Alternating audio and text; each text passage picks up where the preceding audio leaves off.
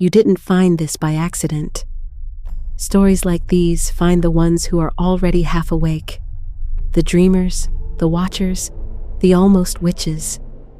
Every word here is real, whispered from a life lived slightly sideways. You're among kin now. Welcome to the quiet unseen.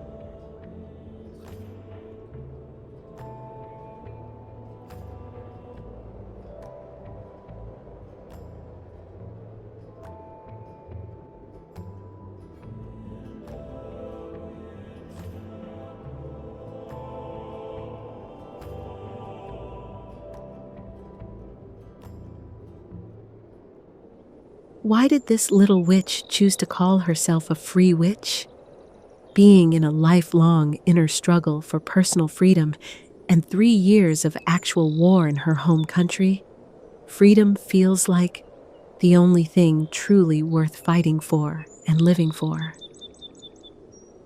But freedom is a curious energy to work with. You take off one layer and find the other underneath, and another under it, and so on and on and on. Another peculiar thing is that the number of those layers will be different for each of us. For some, freedom is to walk freely.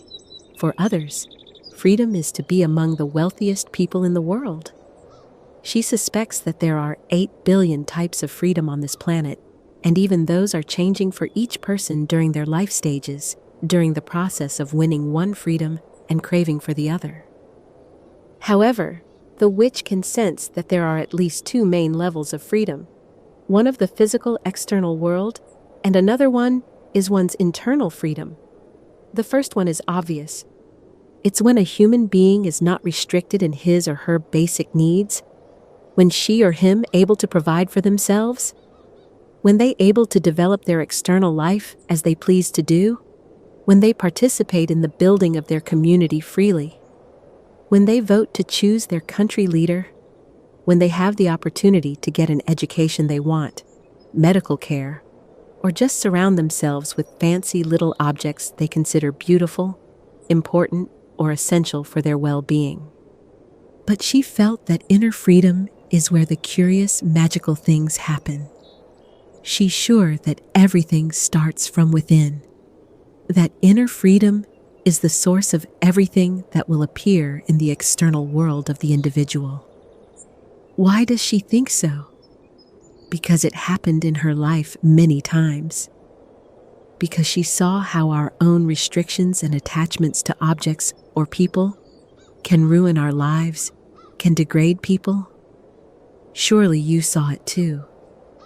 Intuitively, unconsciously, she was always searching for her freedom. She craved to be free from her limitations, those that were seen by others and those that were not. Sometimes this craving floated to her conscious mind. Sometimes she did get insights from the universe, but something always pulled her away, distracted her from the things that had a potential to change everything. At this stage in her life, she is still searching, but with an open mind and full realization that only freedom can make her happy, content, productive, energetic, and loving. Only taking freedom as her own god can she become a true witch. So, what does she consider her freedom is? First and foremost is the permission given to herself to be free. It seems simple at first sight, but it isn't. It takes time to let oneself free, and she accepted it.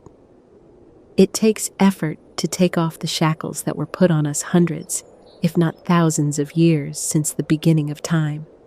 It would take dedication and faith to shake off the societal norms that no longer serve her. Because a little witch senses the tide is changing, the energy is shifting, and it is the time when everything is possible.